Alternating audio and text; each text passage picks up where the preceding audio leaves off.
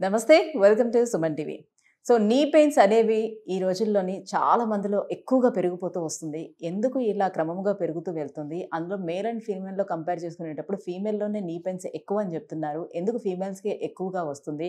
So దాన్ని ఏ రకంగా మనం రెడ్యూస్ చేసుకోవాలి? దీనికి అందుబాటులో ఉన్నటువంటి ట్రీట్మెంట్స్ గురించి మాట్లాడేద్దాం. మనతో పాటు ఉన్నారు EPN pain management Jubilee Hills నుంచి డాక్టర్ సుధీర్ ధారా గారు. నమస్తే sir. Hi Sujitha. Yes sir, ఎలా ఉన్నారు? బాగున్నాను. నువ్వు? Yeah good. సార్, నీ పెయిన్స్ సార్ ఎక్కువగా వినిపించే మాట ఏంటంటే మేల్తో కంపేర్ చేసేటప్పుడు ఫీమేల్లోనే ఎక్కువగా నీ పెయిన్స్ కంప్లైంట్లు వినిపిస్తున్నాయి అని. ఎందుకని ఫీమేల్కి నీ పెయిన్స్ ఎక్కువగా ఉంటాయి? ఏంటి వాళ్ళ హార్మోన్స్లో వచ్చేటువంటి డిఫరెన్సా, లేకపోతే ఒబేసిటీ వల్ల వస్తుందా? ఏ కారణాలతో ఎక్కువగా ఉంటుంది? మంచి క్వశ్చన్. ఎందుకంటే రోజు ప్రాక్టీస్లో మాకు ఇటువంటి వాళ్ళే ఎక్కువ తారసపడుతుంటారు అనమాట.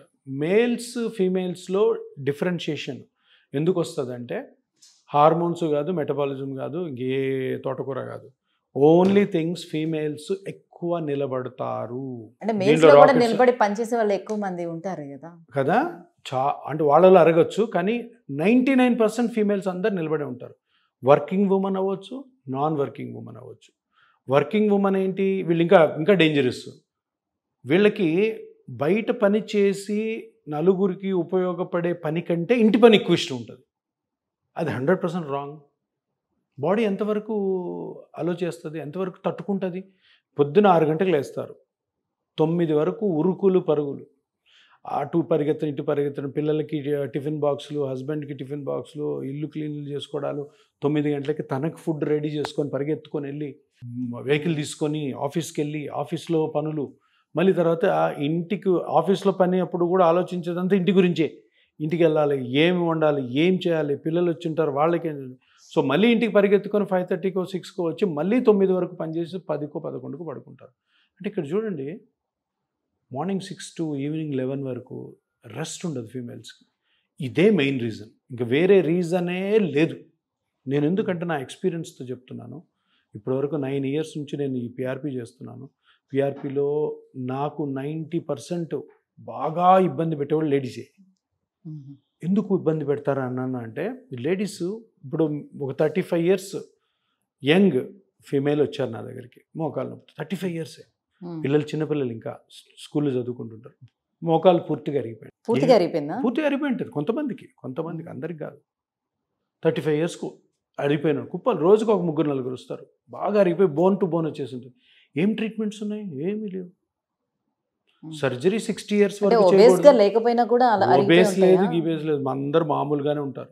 మామూలు ఎందుకు అంటే, ఇప్పుడు అంతమందిని చూశాను కదా, అన్ని వేల మందిని చూశాను కాబట్టి నాకు కూడా ఒక ఇంట్రోస్పెక్షన్ ఉంటుంది అనమాట. ఆలోచిస్తుంటారే, ఓకే ఇది రీజన్. ఇప్పటి వరకు నేను కనుక్కుంది ఏంటంటే, వీళ్ళు ఎవరైతే 35-40 yearsలో నొప్పులతో వస్తారో వాళ్ళు ఇష్టం వచ్చినట్టు పని చేస్తారు, నిలబడే ఉంటారు. నేను ఒకటే క్వశ్చన్ అడుగుతాను వాళ్ళు.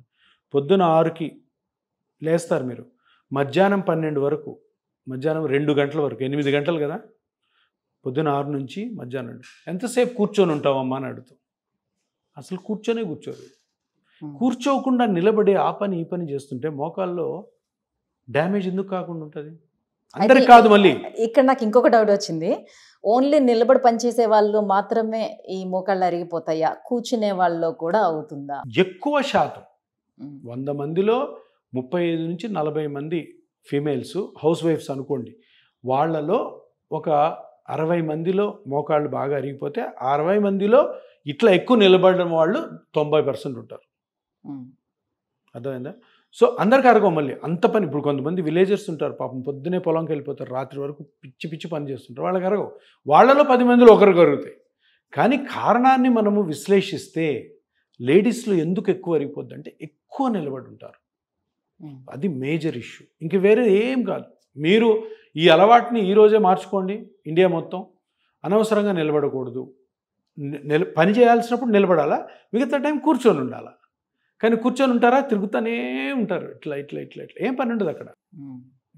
మీరు ఇంట్లో పొద్దునుంచి సాయంత్రం వరకు అన్ని పనులు, బట్టలు కసు ఊడడము, అంట్లు తోముకోవడము, బట్టలు ఆరేయడము, వంట, పిల్లలకి టిఫిన్ బాక్సులు పెట్టేయడము, క్లీనింగ్ మొత్తం చూసుకున్నా కానీ ఇండియాలో 2 hours ఒక ఇంట్లో కంటే ఎక్కువ టైం పట్టదు. అవునా కదా?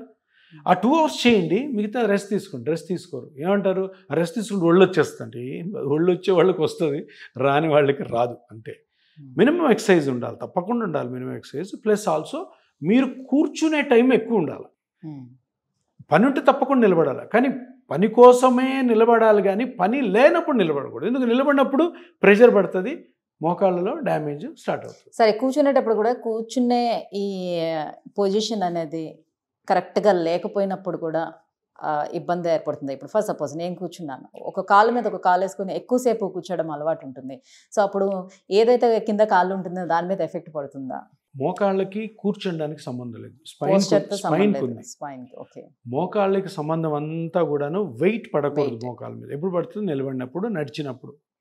ఈ 2 విషయాలు ఎవరైతే బాగా తెలివిగా తగ్గించుకుంటారో వాళ్ళలో మోకాలు అరగడం ఉంటుంది, కొంచెం పోస్ట్పోన్ అయిపోతుంది. ఈ 35 years గృహిణులు ఉన్నారు కదా, హౌస్ వైఫ్స్, వీళ్ళు మేజర్ క్యాండిడేట్స్. ఇంకోటి నేను చెప్పాను కదా, బయట జాబ్కి వెళ్ళే వాళ్ళు 90% బయట జాబ్కి వెళ్ళే ఫీమేల్స్ అంతా సిట్టింగ్ జాబ్ ఉంటుంది. ఏదో కొందరు మీలాంటి వాళ్ళు తప్పితే, జర్నలిస్టులు అటు ఇటు పరిగెత్తడం, లేదంటే కానిస్టేబుల్స్, లేడీ కానిస్టేబుల్స్, టీచర్స్, వీళ్ళు తప్ప మిగతా వాళ్ళు ఎక్కువ మంది డెస్క్ జాబే. కాబట్టి ఆ టైంలో అట్లీస్ట్ వాళ్ళ మోకాళ్ళు కాపాడబడతాయి. ఇదే ఫీమేలు ఇంట్లో కానీ పనిచేస్తుంది అనుకో, ఆ టైం కూడా నిలబడే ఉంటారు. సండే ఏం చేస్తారు వీళ్ళందరూ జాబ్ చేసేవాళ్ళు? సండే కంప్లీట్గా నిలబడి ఉంటారు. టైం దొరుకుతుంది కాబట్టి పని. ఎందుకంటే వారం అంతా నేను ఏదో చేయలేదు ఇంట్లో అన్న గిల్ట్ ఉంటుంది వాళ్ళకి.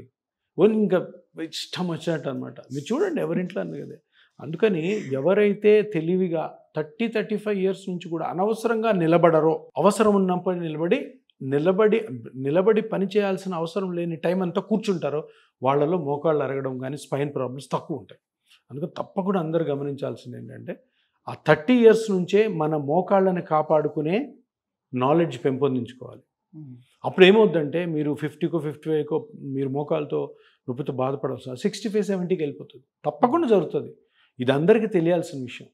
అందరూ ఏమనుకుంటారంటే 35 yearsకి ఇంకా ఎక్కువ పని చేస్తే మన బాడీ స్లిమ్గా ఉండి మనం ఆరోగ్యంగా ఉంటాం. 100% రాంగ్. మీరు ఎక్కువ నిలబడడం, ఎక్కువ తిరగడం వల్ల మీ హెల్త్ బాగుండదు అనేది ఎక్కడ కూడా మెడికల్ రీసెర్చ్లో లేదు.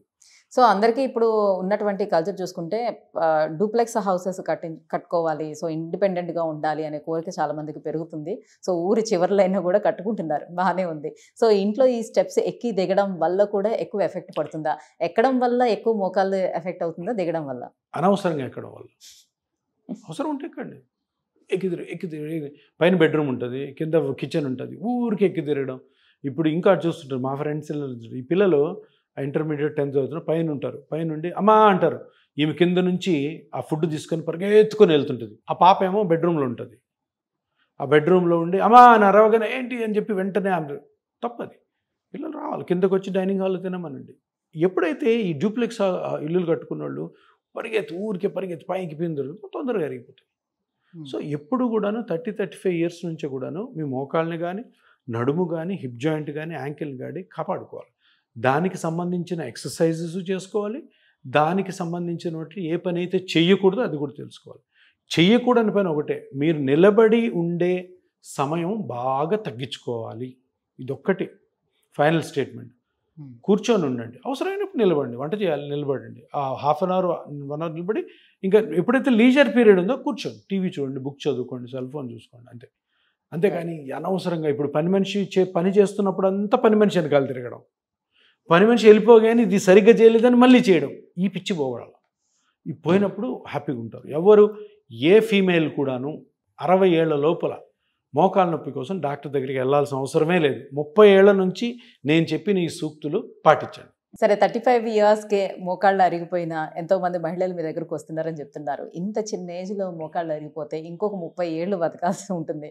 సో ఈ 30 ఏళ్ళు ఏ రకంగా సర్వైవ్ అవ్వాలి? 30 కాదు, 40-45. ఇప్పుడు మన అనుకుందాం, జస్ట్ మన లైఫ్ ఎక్స్పెక్టెన్సీ పెరిగిపోయింది.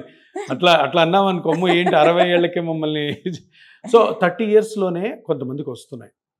దగ్గర ఒక 30% చూస్తాం. 100 మందిలో పాపులేషన్లో 30 మంది 30 ఏళ్ల వాళ్ళకి బాగా అరిగిపోయి నొప్పులు వస్తుంటాయి. తప్పదు. కొంతమందికి ఏంటంటే జాయింట్స్ వీక్గా ఉంటాయి, ఎక్కువ పని చేస్తుంటారు అది.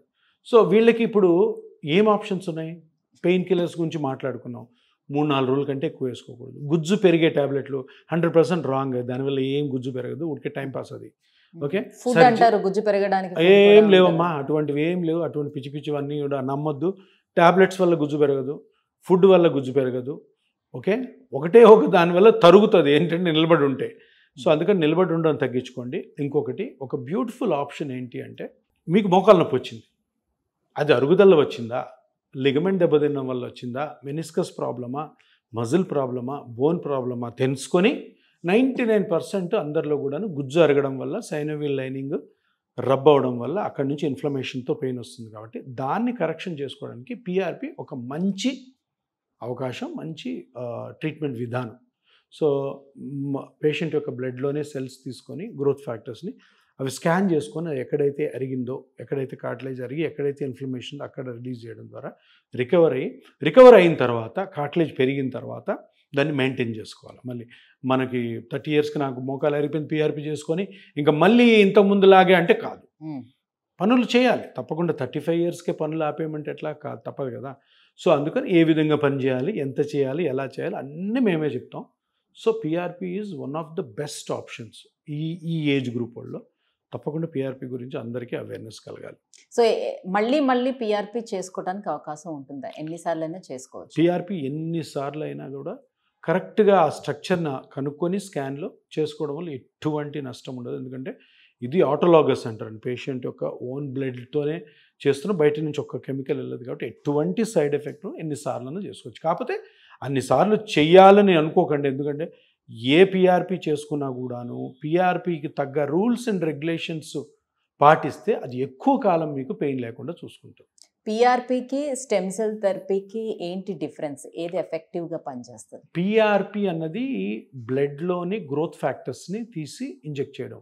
స్టెమ్ సెల్ అన్నది స్టెమ్ సెల్స్ని తీసి, అది ఇక్కడ మన తుంటి ఎముక ఉంది కదా, తుంటి ఎముకకి హోల్ చేసి దాని నుంచి బోన్ మ్యారోలోంచి బ్లడ్ తీసి దాంట్లోంచి స్టెమ్ సెల్స్ తీసి అవి ఇంజెక్ట్ చేస్తారు.